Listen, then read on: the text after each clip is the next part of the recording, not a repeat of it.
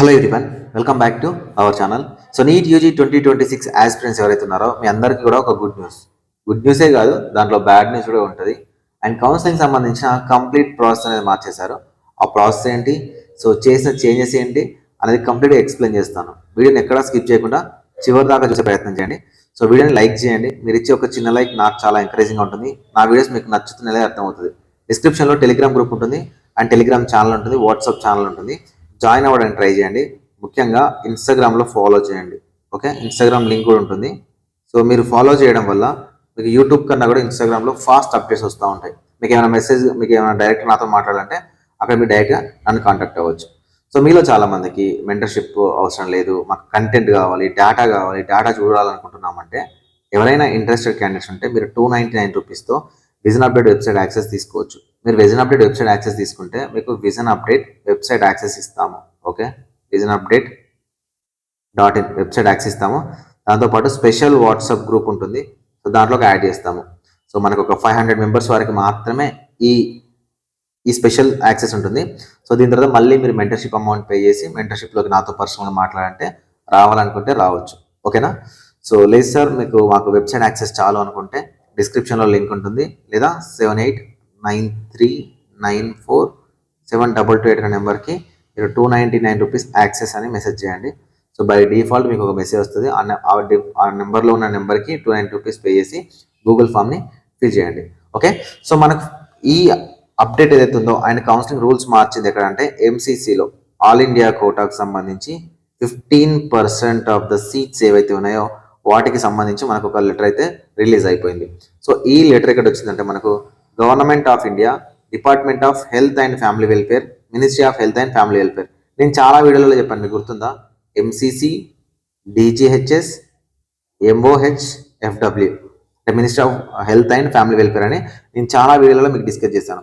మీకు కౌన్సిలింగ్ అంతా కూడా ఇక్కడ నుంచే కండక్ట్ అవుతూ ఉంటుంది. ఓకే, ఎన్టీఏ నుంచి మీకు కౌన్సిలింగ్ వచ్చేసరికి ministry of health and family welfare చేతిలోకి వస్తుంది అనమాట. సో దీని కింద పనిచేసే ఎంసీసీ మెడికల్ కౌన్సిలింగ్ కమిటీ మనకు ఆల్ ఇండియా కోటాకు సంబంధించి కండక్ట్ చేస్తారు. I wish to draw your attention to the fact that NEET UG 2026 counselling is to commence shortly.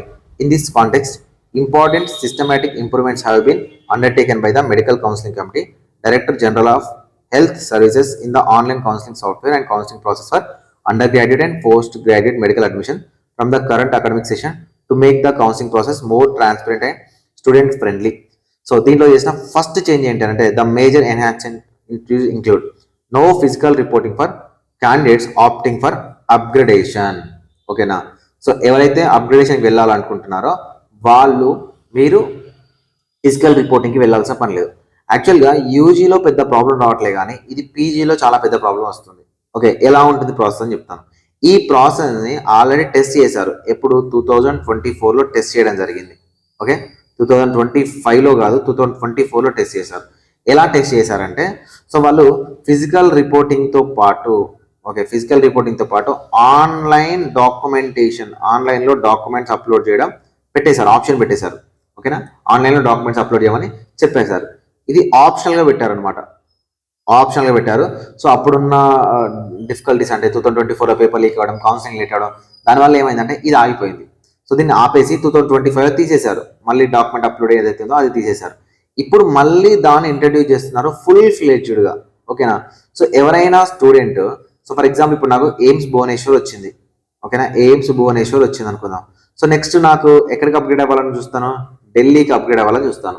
Okay, లేదనుకుంటే మనకు ఇండియాలో వేరే కాలేజీలో వచ్చి మనం అప్గ్రేడేషన్కి వెళ్ళాలనుకున్న candidates who have been allotted a seat and have opted for upgradation in subsequent rounds are no longer required to physical report to the allotted college merely for the completing admission formalities.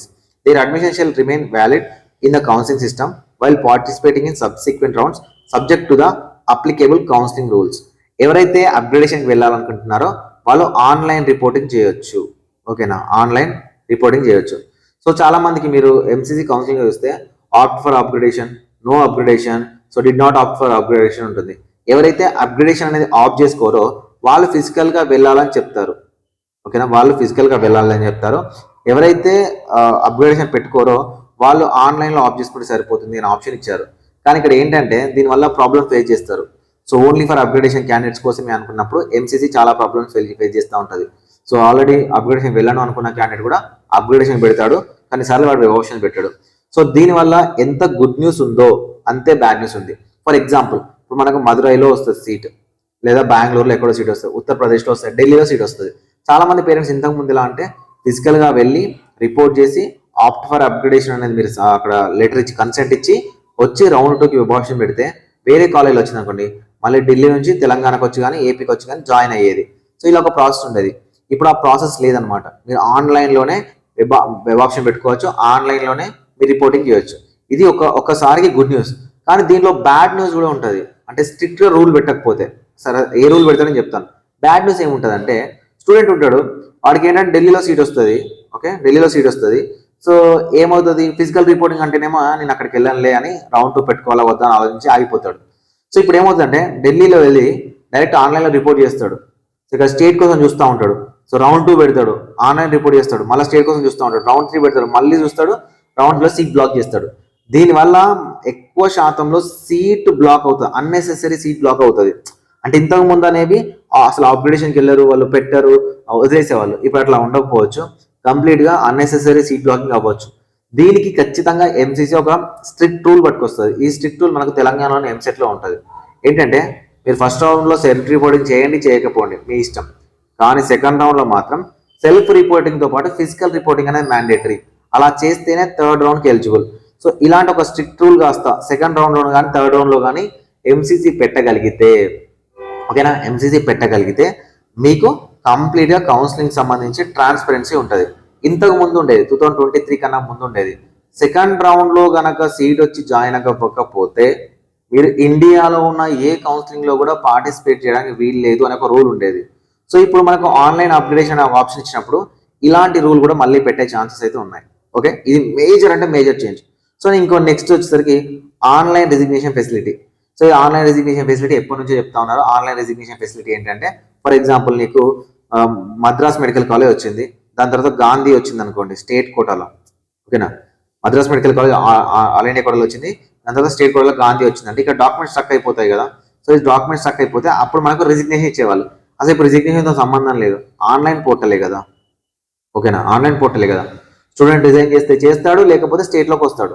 దీనికి కూడా ఏదైనా strict rule పెడతారేమో, అక్కడ strict ఆన్లైన్లో మీరు resign చేస్తేనే స్టేట్కి రావాలి అనే ఆప్షన్ ఇస్తాడేమో.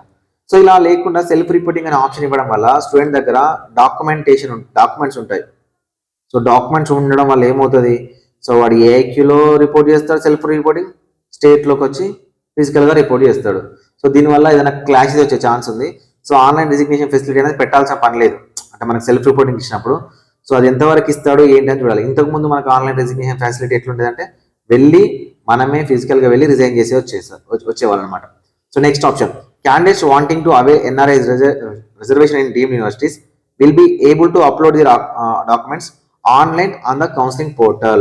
ఇంతకు ముందు మెయిల్ చేయాల్సి వచ్చేది వీళ్ళకు, ఓకేనా, ఎన్ఆర్ఐకి సంబంధించి మెయిల్స్ చేసేవాళ్ళు. సో మెయిల్స్ చేయడం వల్ల ఏమయ్యేది, ఆ వెరిఫికేషన్ జరిగిందా జరగలేదు తెలియదు, వాళ్ళకి ఒక లిస్ట్ ఇచ్చేవాళ్ళు, ఆ లిస్ట్ ఉన్నది ఎంసీసీకి ఇచ్చేవాళ్ళు, అప్పుడు వాళ్ళు ఆఫ్ చేసేవాళ్ళు. ఇప్పుడు అలా కాదు, మనకు ఆన్లైన్ ఫెసిలిటీ ఇస్తున్నారు. డాక్యుమెంటేషన్ ఆన్లైన్లో మనం స్కాన్ చేసి అప్లోడ్ చేస్తే మనకు ఎన్ఆర్ఐ ఎలిజిబిలిటీ కోసం ఆన్లైన్ ఫెసిలిటీ తీసుకొచ్చారు. సో మరి ఏమేమి డాక్యుమెంట్ తీసుకుంటారు ఏంటని తెలియదు. సో దీంట్లో ఇంకొక పాయింట్ ఏంటంటే డిఎంఈస్లో మేలో అండ్ జూన్లో దీనికి సంబంధించి ట్రైనింగ్ జరిగింది. సో స్టేట్ డిఎంఈస్కి ఎందుకు ట్రైనింగ్ ఇవ్వాలి సార్ అంటే, స్టేట్ డిఎంఈస్ ఎవరైతే ఉన్నారో సో వాళ్ళ హెడ్ అనమాట మన కౌన్సిలింగ్ సంబంధించి కానీ మొత్తం మెడికల్ డిపార్ట్మెంట్కి. సో ఇక్కడ ఏం జరుగుతుంది, వీళ్ళు యూనివర్సిటీకి గైడ్లైన్స్ ఇస్తారు. యూనివర్సిటీ ఏం చేయాలంటే రెండింటిని ఫాలో అప్ చేయాలి. So university and college, for example Gandhi medical college ఉందనుకోండి, ఏఐక్యూలో ఎంసీసీ రూల్స్ని ఫాలో అవ్వాలి, స్టేట్లో కేఎన్ఆర్ఈ వచ్చేసి రూల్స్ని ఫాలో అవ్వాలి. బేసిక్గా వీళ్ళకేమో ఫిజికల్ రిపోర్టింగ్ తీసుకోవాలి, వీళ్ళకేమో ఆన్లైన్ రిపోర్టింగ్ తీసుకోవాలి. మన ఆన్లైన్ రిపోర్టింగ్ తీసుకునేటప్పుడు యూనివర్సిటీ ఫీజు తీసుకుంటుందా లేదా, ఓన్లీ ఫిజికల్ రిపోర్టింగ్ టైంలో తీసుకుంటుందా లేదా అని ఫర్దర్గా మనం చూద్దాము. కాకపోతే కొంచెం డిఫికల్టీగానే ఉంటుంది. ఇవన్నీ కూడా ఇంప్లిమెంట్ చేసి ప్రాపర్ రూల్స్ అనేవి కనుక పెట్టకపోతే కౌన్సిలింగ్ అనేది 2 నెలలుగా జరగాల్సింది కాస్త 4 నెలలు జరుగుతుంది. ఎందుకంటే సీట్ బ్లాకింగ్ ఎక్కువ జరుగుతుంది కదా. ఇది నా అభిప్రాయం. సో మీ అభిప్రాయం ఏంటంటే కమెంట్ సెక్షన్లో కమెంట్ చేయండి. అండ్ కంటెంట్ అర్థమైందా లేదా కమెంట్ సెక్షన్లో కూడా మీరు కమెంట్ చేయొచ్చు. ఎవరైనా ఇంట్రెస్టెడ్ క్యాండిడేట్స్ నుండి మెంటర్షిప్లో జాయిన్ అవ్వాలంటే 7893947228 నెంబర్ని మీరు కాంటాక్ట్ అవ్వచ్చు. Thank you for watching this video.